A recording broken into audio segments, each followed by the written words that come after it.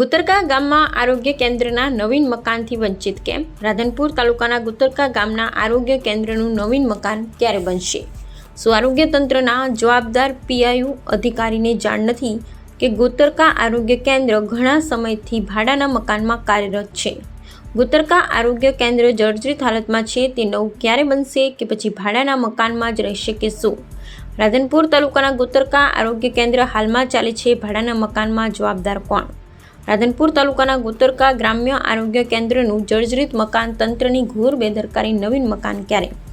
ઘણા સમયથી તંત્ર આંખ આડા કાન. તંત્રની બેદરકારીને કારણે સરકારી વાહન પણ ભંગારની હાલતમાં પડ્યા છે. સરકારના લાખો રૂપિયાની કિંમતના વાહનો ધૂળ ખાઈ રહ્યા છે, જવાબદાર કોણ? ગુતરકા આરોગ્ય તંત્રની બેદરકારીને કારણે આરોગ્ય મકાન આગળ ગંદકીના ઢગલા જોવા મળી રહ્યા છે.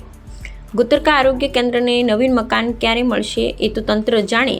ગુજરાત સરકાર આરોગ્ય માટે કરોડો રૂપિયાની ગ્રાન્ટ ફાળવે છે, તેમ છતાં ગુતરકા આરોગ્ય કેન્દ્ર ભાડાના મકાનમાં કેમ? શું આરોગ્ય વિભાગના પીઆઈયુ પાટણના અધિકારીઓ ઘોર નિંદ્રામાં છે કે પછી સબ સલામતના પોકળ દાવા? જાણવા મળતી માહિતી મુજબ ગુતરકા ગામના સરપંચ દ્વારા આરોગ્ય તંત્રને વારંવાર રજૂઆત કરવા છતાં પરિણામ શૂન્ય. તંત્રના આંખ આડા કાન. આરોગ્ય તંત્રની ઘોર બેદરકારીને કારણે સારી સુવિધાનો અભાવ. ગામ લોકોને સારી સારવાર ક્યારે મળશે?